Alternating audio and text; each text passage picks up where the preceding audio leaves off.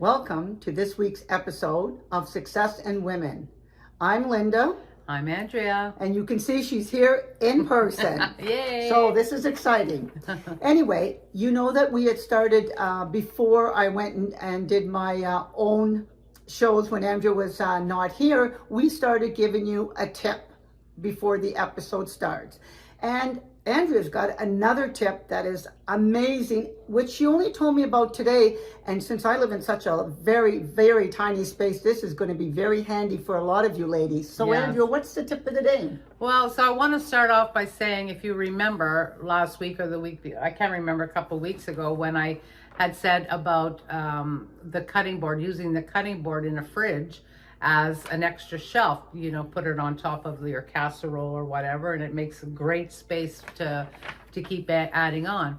Well, the other thing to do with the cutting board is when you're preparing... You mean besides cutting with it? Yeah, besides cutting, you might need a few, is when you're in the kitchen and you're preparing food and prepping and, you know, you don't have a lot of counter space. What you do is you open your utensil drawers and you lay the cutting board on top of that, and it makes like an extra counter space. And you can do it on 2 or 3 drawers if you have that many cutting boards, or whatever else is a flat surface. I absolutely love that, because I live in such a small space. My kitchen is very tiny, and sometimes it's just that little extra thing that I need that space for, right. And I'm trying to put your bottle of wine and your glass on while you're working. Perfect. To help with the anxiety that we'll be talking about. Yeah, and that's a good intro. We are going to be talking about something heavy duty, but it's a topic that's affecting a lot of people, and especially since COVID started, we're hearing the numbers of people that are suffering from anxiety going way, way up. And I know, Andrea, this is a topic close to near and dear to you, because you actually suffered from anxiety. And before we start on that, I don't know if all of you ladies know this, but I had found out recently, when we were doing a little bit of research, the difference between anxiety and depression, because right now there's a lot of mental health issues, and it's timely and topical for a lot of people, because a lot of people are being touched in their family, their friends, maybe somebody at work going through the mental health issues. And this is something that we all have to understand what people are going through. But what I didn't know, Andrea, was that depression, because I hear a lot of people are depressed, and that's when you are dwelling on the past. But anxiety, which is something that you suffer with, is something that you're anxious about the future. And so can you tell us how that started and when it started for you, and kind of like what your background to even know about that was part of maybe what you were suffering? Yeah. So yes, the anxiety I didn't know about, you know, obviously for years. And I remember maybe 30, 40 years ago, I met a man in Florida that was a good family friend of everybody. And he was telling me that he suffered from anxiety, and I was like, well, what is that, you know? And he says, you know, I live alone, I get anxious, I don't know what the future holds. And I said, well, how do you deal with that? He goes, well, first and foremost, he went to a therapist, but he said the main thing that kept him going was the therapist had said to him, when you start to feel anxious, and the symptoms could be your heart racing, you're sweating, you're panicking, you're paralyzed, you can't move, as far as, you know you should get up and cook, but you just don't want to, like you're afraid to move. He says, the therapist said, put in your head that anxiety in itself is not life-threatening. And I think that's what a lot of people feel. So I had put that away, locked in my brain, and many, many years later, my daughter started very young with anxiety. She'd wake up with the heart racing, the sweating, the fear of dying. And of course that came to my mind right away. And then so I expressed that to her. And but she still was afraid of her heart. So we went to the hospital, we got her heart checked out, everything was fine. And then it happened again and again, and we kept getting the heart monitors, and the doctor said, no, it's anxiety, it's definitely anxiety. So, you know, I kept telling her it's not life-threatening, we just have to work through it. But it's like 2 a.m. and you're so tired, you don't want to sit there and talk. But I helped as much as I could. Now, I just want to ask you, did you ever find out what brought it on for her? Well, was there some kind of trauma or something? So what happened was when she was 15, my father passed away. And very shortly after, a very good family friend passed away, very young. Oh. And she went to both funerals and saw both of them. And it started after that. And I think it was her fear of dying and fear, the whole process of the funeral. And, she was always very young in her thinking, and she wasn't like a mature 15-year-old, So I think it affected her in that way. But the one thing, she didn't want to take medication. People said, oh, this and that. And, her boyfriend at the time, same thing. Oh, you don't want to be on medication. So jump a few years, and she suffered for quite a while. Sorry about the pen.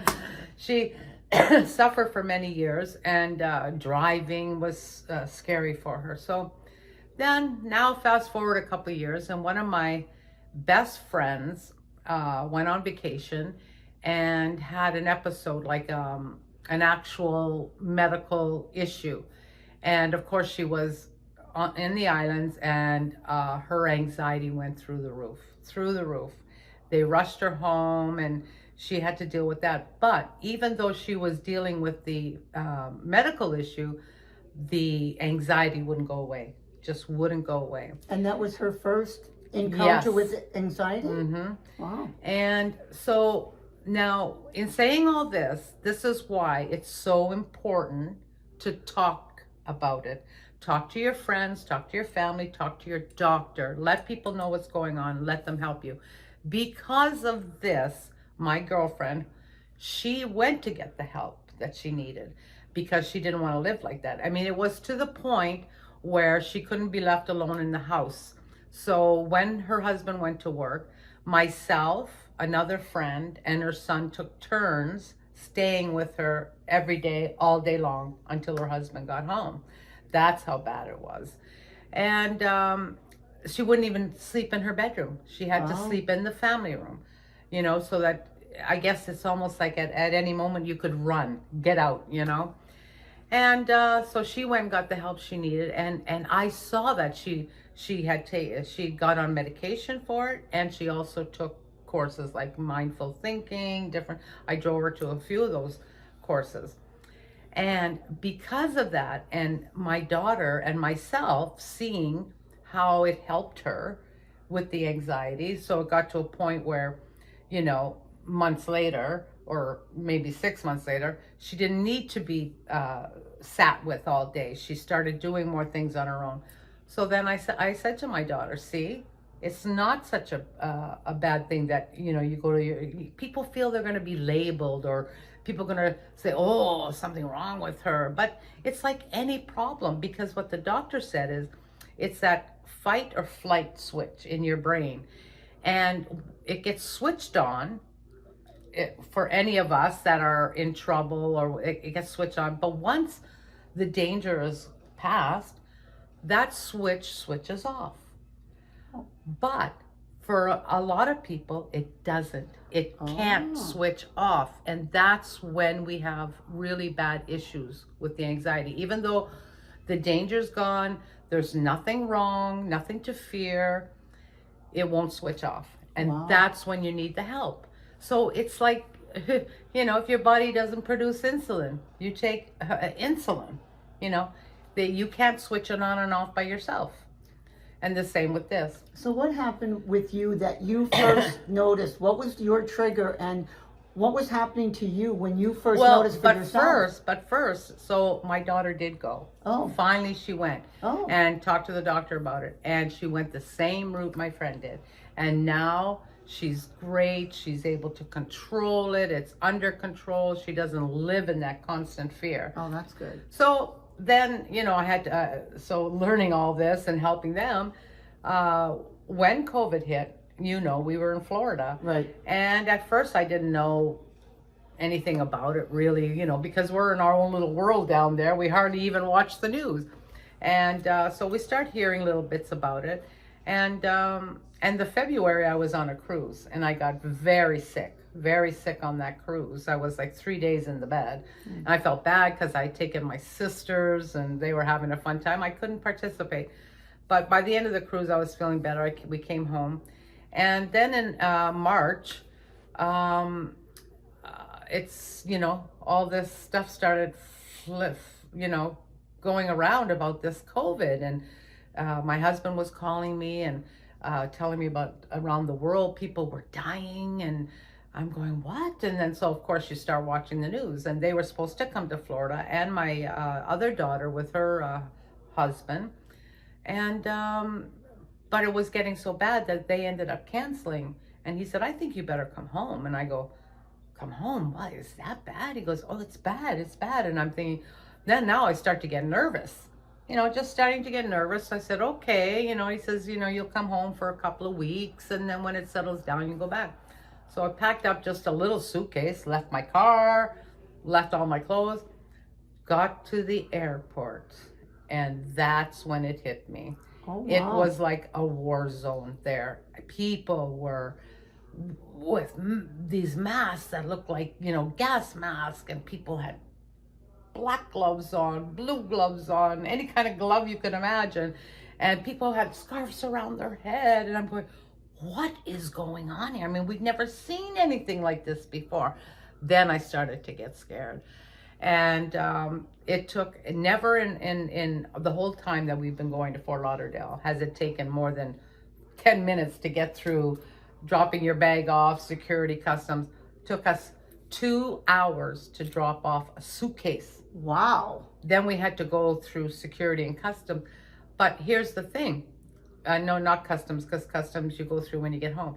Here's the thing. They're telling everybody to stay away from other people, social distance, all this was starting to come out.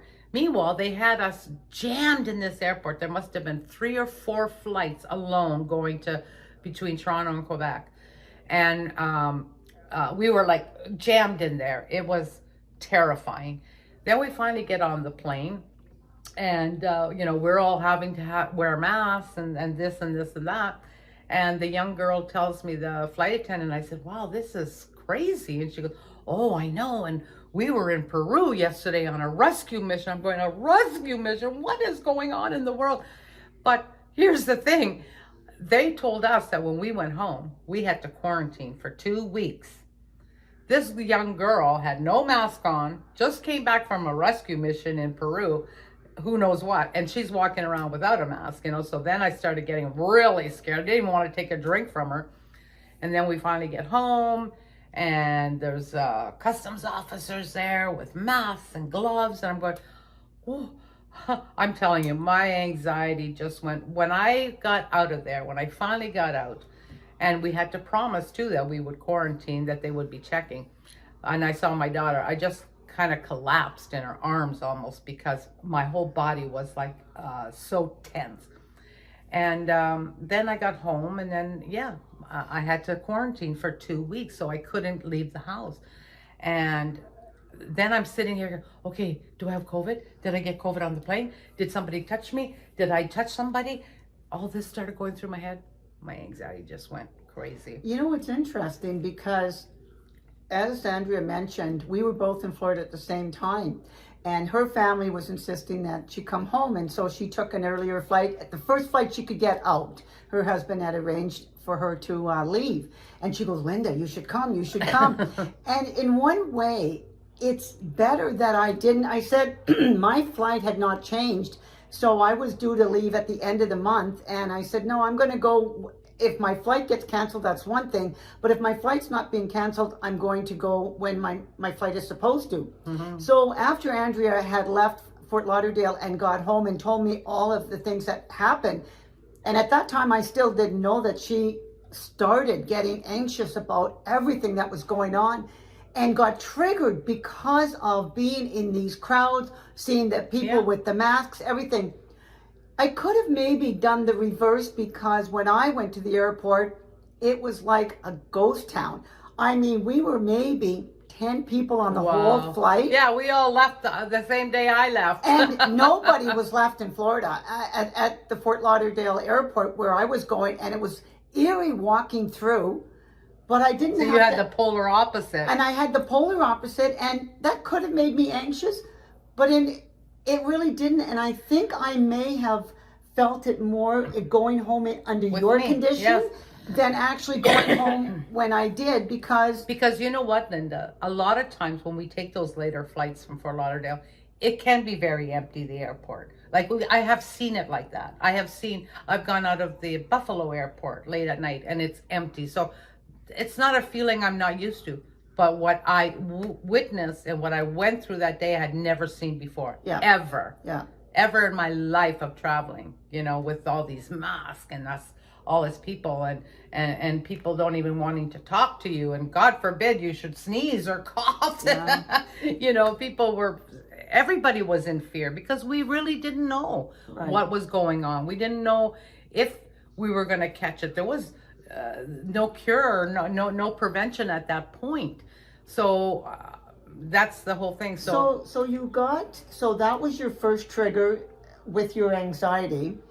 And then fast forward now, because, COVID has been going on now for 2.5 years. You actually ended up going to the doctor and getting medication. Mm-hmm. For some people, like you mentioned, sometimes your brain can switch off. And so you can overcome the anxiety, and you could do that with the mindfulness, maybe meditation. There's all kinds of support groups out like there. For me, meditation didn't work. Right.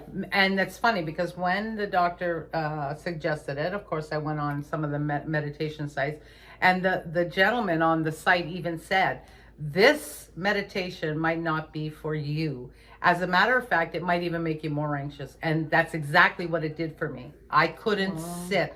What I found help was getting up, making myself get up and do something. Like, I went and took out all the clothes out of my closet, and then I put them all back in and made piles of stuff to give away. That distraction helped me calm down. But in saying that, that was another time when I had it before this really bad anxiety was. This time, nothing was calming me down.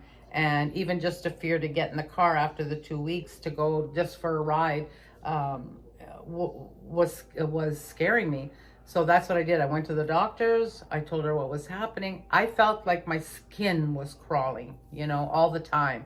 And I couldn't calm down, couldn't settle down.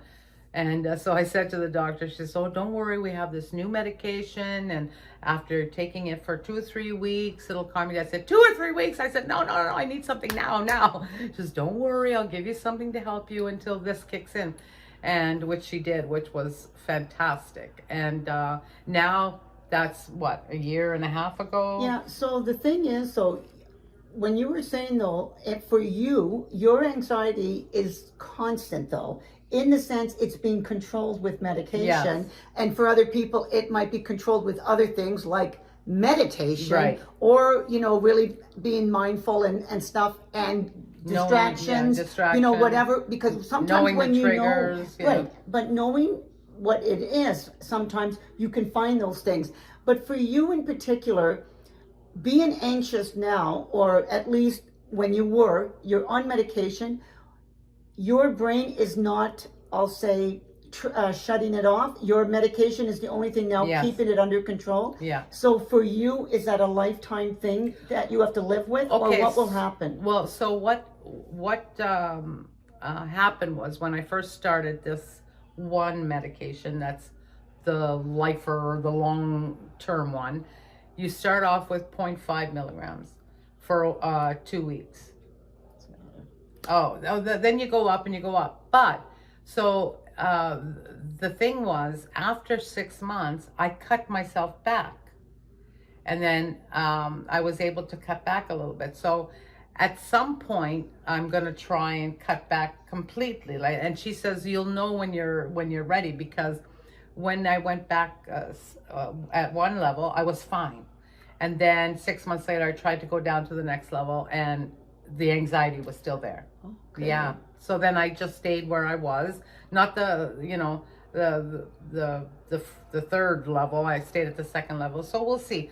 And when I talked to my doctor about it, she said, just wait until you're, you know, this whole COVID is over and life is more normal again. Then my brain might say, okay, everything's safe now. So that's what I'm living with. But you know what the great thing is, Andrea, is the fact that you recognize you have this problem. You recognize from other people going through it, like you said, it's not life-threatening, but the fact is it's normal. Yes. And for a lot of people, you have to live with it and you still have to function. You have to, you know, go to work and you still have to perform in whatever way that you have to perform. But if you put it out there and don't carry the burden by yourself, Yes. then it makes it easier to deal with, wouldn't Yes. you say? I do say, and with all the suicides that are going on now and whatnot, I think it's because a lot of people are afraid to reach out and talk about it. They think that something wrong with them. Well, yes, there is. Yes. But you can get help. Right. There's no shame in any of it. Please, if you feel depressed, if you feel anxious, talk to your doctor. They have so many things now to help you. And it doesn't have to be medication. Maybe all you need is a class, something online that you don't even have to go to the house for. There's so much. Please talk about it, because that's how my daughter and myself got the help we needed. Because my girlfriend was very open with it. And we thought, well, if it's helped her, it's going to help us. And it did. And today I know that there's a lot of things out there now, and there's more awareness for mental health because it is something normal. You know, you can get sick with the flu, you can get, you know, cancer of some sort, you can get all kinds of illnesses. And why is that okay? In order to, you know, say I can get treatment, but when you have a mental health, you don't want to get any treatment. And you know what? I think we got to stop using the word mental health. I think people associate mental with crazy. You got it with just brain. Yeah. Brain injury or brain dysfunction or sickness. Something to take away that word mental. Well, because of the stigma. The stigma. Yeah. It's true. But don't feel that you're doing it all alone. Yeah. You have all kinds of support group, ladies. So deal with the anxiety or depression, whatever you're going through. Find the ways, find the support, talk to a professional, and get the help. Please. Please. So, if you like this episode, don't forget to like, share, subscribe. Please subscribe. We need your help, ladies. We do, in order to continue on doing what we do for you. Yes. Until next week, this is it. Andrea saying goodbye, ladies. And I'm Linda. See you next week.